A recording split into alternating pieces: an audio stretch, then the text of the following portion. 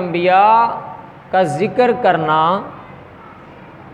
اصل میں قرآن کہتا ہے کہ یہ عقل مند والوں کے لیے ان میں عبرت ہے، نشانیاں ہیں۔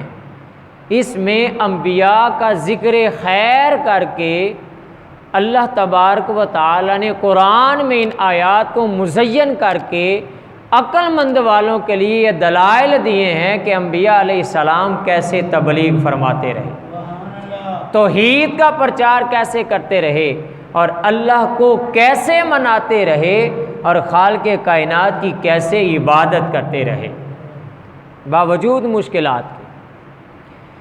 جب آدم علیہ السلام کا ذکر خیر اگر کیا جائے تو خالق کائنات نے جب آدم علیہ السلام کو پیدا کرنے کا ارادہ فرمایا، قرآن کہتا ہے وَإِذْ قَالَ رَبُّكَ لِلْمَلَائِكَةِ إِنِّي جَاعِلٌ فِي الْأَرْضِ خلیفہ، اللہ تعالی نے فرشتوں سے فرمایا کہ اے فرشتوں کی جماعت، میں زمین پر اپنا جانشین بنانے لگا ہوں۔ ربک للملائکۃ انی جاعل فی الارض خلیفہ، میں زمین پر اپنا نائب جانشین خلیفہ بنانے لگا ہوں۔ تو فرشتے نے کہا قالوا اتجعل فیہا من یفسد فیہا ویسفک الدماء،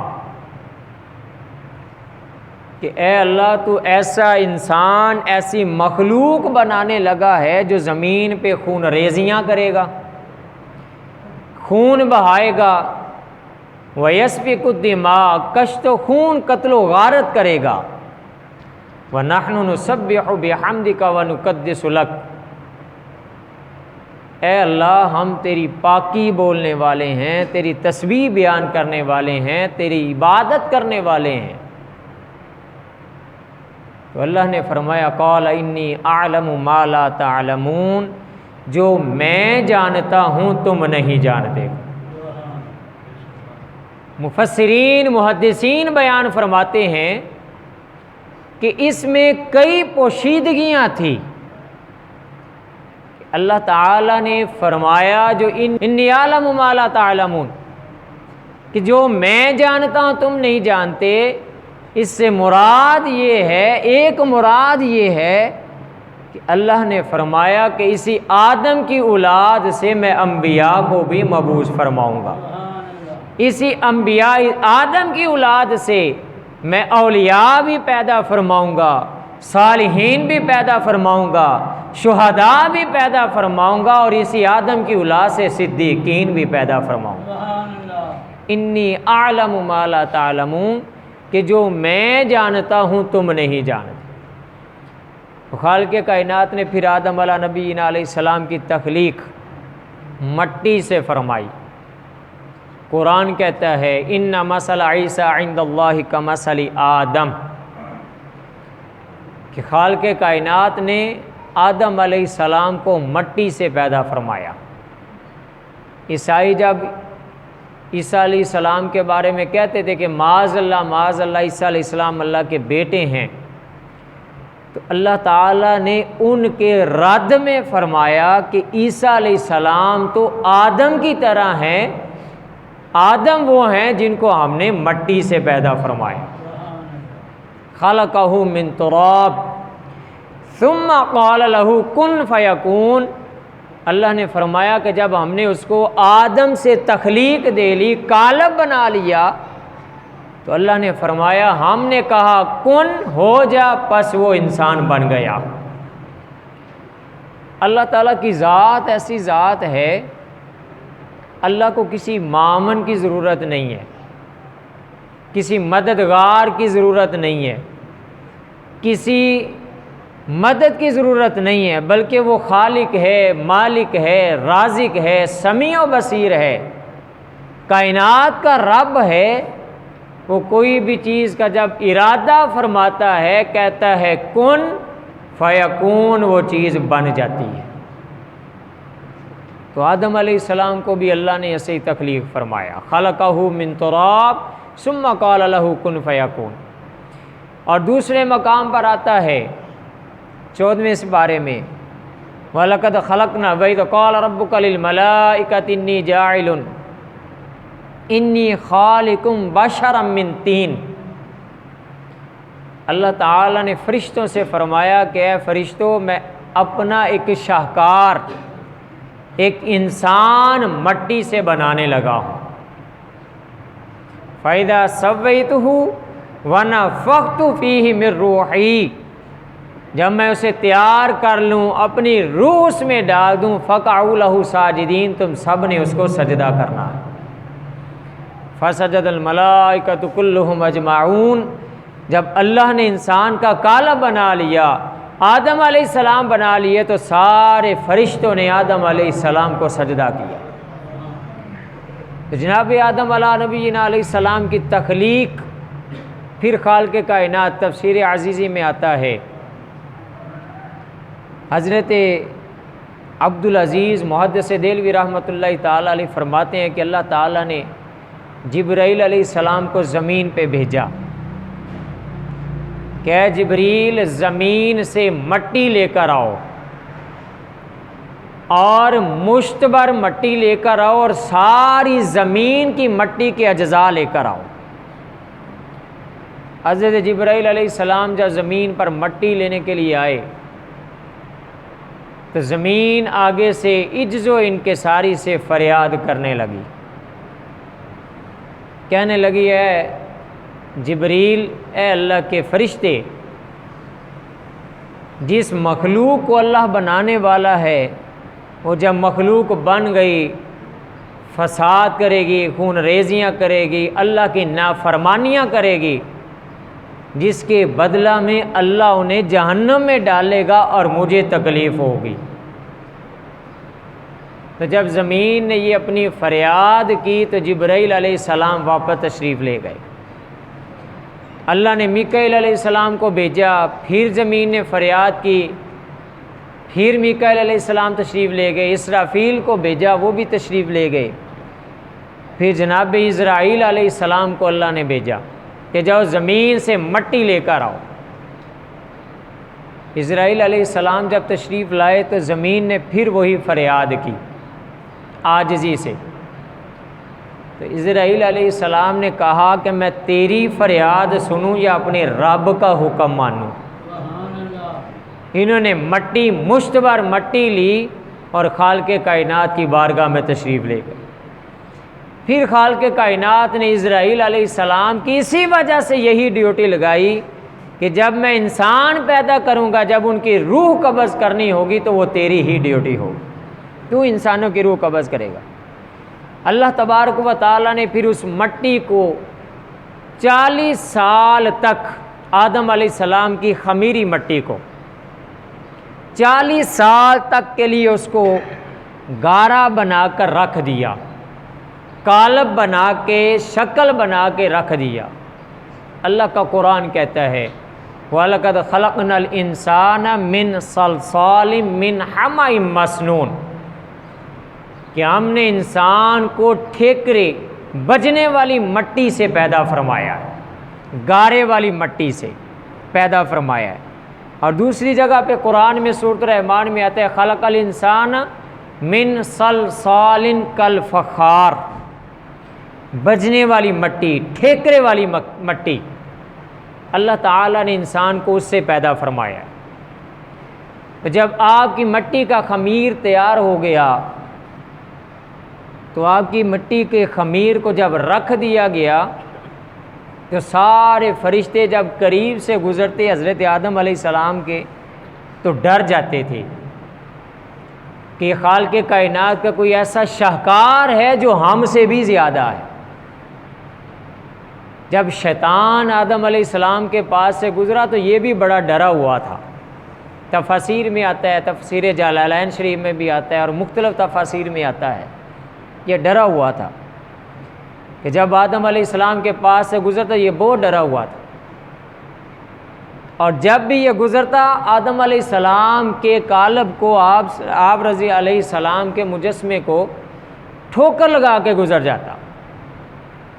اور ایک دن ایسا ہوا کہ یہ آپ کے جسم میں داخل ہو گیا، جسم میں داخل ہو کے باہر کہنے لگا فرشتوں ڈرنے کی کوئی بات نہیں، یہ کھوکھلا ہے، اگر مجھے اجازت مل گئی، اگر میں اس پہ اگر قابو کرنا چاہا تو یہ ایک کھوکھلا انسان ہے، میں اسے بہت جلد قابو کر لوں۔ اور پھر اس نے فرشتوں سے کہا کہ یہ ایک ایسا کھوکھلا انسان ہے کہ اگر اس نے نہ کھانا کھایا تو گر جائے گا، اگر زیادہ کھانا کھا لیا تو چلنے سے بھی عاجز آ جائے گا۔ الغرض شیطان حضرت آدم علیہ السلام کے مجسمے کو ایسے کہہ کر اور داخل ہو کر گیا، 40 سال تک آدم علیہ السلام کا مجسمہ اسی طرح رہا، تفاسیر میں آتا ہے۔ پھر خالق کائنات نے آدم علیہ نبینا علیہ السلام کے جسم اطہر پر روح پھونکی، قرآن کہتا ہے وَنَفَخْتُ فِيهِ مِن رُوحِي۔ اللہ تبارک و تعالیٰ نے جب آدم علیہ السلام کے سر مبارک پر روح پھونکی تو سب سے پہلے آدم علیہ السلام کو چھینک آئی۔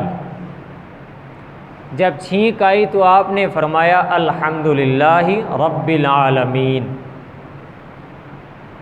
تو اللہ تبارک و تعالیٰ نے آدم علیہ السلام کی چھینک کے جواب میں فرمایا یرحمک اللہ۔ جو آج بھی ہمارے مسلمانوں کی یہ عادت بھی ہے اور ثواب باعث ثواب بھی ہے، یہ اصل میں آدم علیہ نبینا علیہ السلام کی سنت مبارکہ ہے کہ جب ان کو تخلیق کیا گیا، ان کی سر مبارک میں روح آئی تو انہوں نے سب سے پہلا کلمہ یہی کہا تھا الحمدللہ رب العالمین، یا صرف الحمدللہ۔ اور پھر باقی جب آپ کے جسم مبارک میں روح داخل ہوئی، ابھی کمر تک روح داخل ہوئی تھی کہ آپ چل پڑے، جیسے ہی چلے ابھی ظاہر ہے ٹانگوں میں روح داخل نہیں ہوئی تھی، آپ گر گئے۔ اللہ کا قرآن کہتا ہے خلق الانسان من عجل، کہ انسان کو ہم نے جلد باز بنا دیا ہے، خلق الانسان من عجل۔ اور آج بھی ہماری نیچر میں ہے، یہ فطرت میں ہے کہ بندہ کہتا ہے ہر کام جلدی ہو جائے، جلدی ہو جائے۔ چونکہ آدم علیہ نبینا علیہ السلام کی جب روح مبارک ابھی پاؤں تک نہیں پہنچی تھی تو آپ بھی چل پڑے تھے، خلق الانسان من عجل۔ اور یہاں مجھے ایک بڑی پیاری بات یاد آئی ہے، پیر نصیر الدین نصیر رحمۃ اللہ تعالی علیہ، آپ فرمایا کرتے تھے کہ ایک دعا کی قبولیت کا ایک بہت پیارا وظیفہ ہے۔ آپ فرماتے ہیں کہ دعا ایسے مانگا کرو اللہ تعالیٰ کی بارگاہ سے کہ یا اللہ تو عطا فرمانے والا ہے، تو تو دیتا ہی ہے، لیکن میں جلد باز ہوں، میرے خمیر میں جلد بازی ہے، میری نیچر میں جلد بازی ہے، میرے بابا آدم جو میرا باپ آدم تھا اس میں جلد بازی، خلق الانسان من عجل تو نے رکھی تھی۔ تو یا باری تعالیٰ چونکہ تو نے میری نیچر میں جلد بازی کی ہے، اے ارحم الراحمین اللہ میری دعا کو جلد ہی قبول فرما۔ یہ آپ فرمایا کرتے تھے، پیر نصیر الدین نصیر فرمایا کرتے تھے کہ ایسے اللہ کی بارگاہ میں دعا مانگی جائے۔ حالانکہ دعا رد کوئی بھی نہیں ہوتی، یا دعا فوری اس کا اجر مل جاتا ہے، یا کچھ دیر بعد اجر مل جاتا ہے، یا پھر قیامت کے دن اللہ ذخیرہ کر کے اعمال میں داخل فرما دے گا۔ دعا رد نہیں ہوتی ہے، دعا کا اجر ملتا ہی ملتا ہے، لیکن جلد قبول کرانے کے لیے کہ یا باری تعالیٰ میرے خمیر میں نیچر میں جلد بازی ہے، تو یا رحم الراحمین مجھے جلد جو میری ڈیمانڈ ہے، جو میری دعا ہے، ریکویسٹ ہے، آرزو ہے، اے میرے مالک و مولا اس کو پوری فرما دے۔ جناب آدم علیہ نبینا علیہ السلام کا جب وَنَفَخْتُ فِيهِ مِن رُوحِي فَقَعُوا لَهُ ساجدین، اللہ تبارک و تعالیٰ نے آدم علیہ السلام کا مجسمہ پیدا فرمایا۔ تو آدم علیہ نبینا علیہ السلام کو اللہ نے فرمایا اے فرشتوں جب میں ان کو پیدا کر لوں تو تم سب نے اس کو سجدہ کرنا ہے۔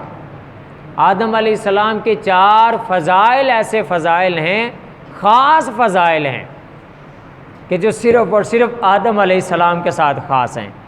نمبر 1، خلقت بیدی، اللہ تبارک و تعالیٰ نے اپنے دست اقدس سے آدم علیہ السلام کو پیدا فرمایا، ہاتھ سے پیدا فرمایا۔ نمبر 2، اللہ تعالیٰ نے اپنی روح میں داخل فرمائی، وَنَفَخْتُ فِيهِ مِن رُوحِي فَقَعُوا لَهُ ساجدین۔ نمبر 3، وَعَلَّمَ آدَمَ الْأَسْمَاءَ، اللہ نے ساری چیزوں کے علم، ساری چیزوں کے نام حضرت آدم علیہ السلام کو سکھا دیے تھے۔ کہ آدم علیہ نبی علیہ السلام کے فضائل میں، آپ کے معجزات میں اور آپ کی خصوصیات میں ہیں۔ اور چوتھی بات، اللہ تبارک و تعالیٰ نے سارے فرشتوں سے آدم کو سجدہ کروایا تھا۔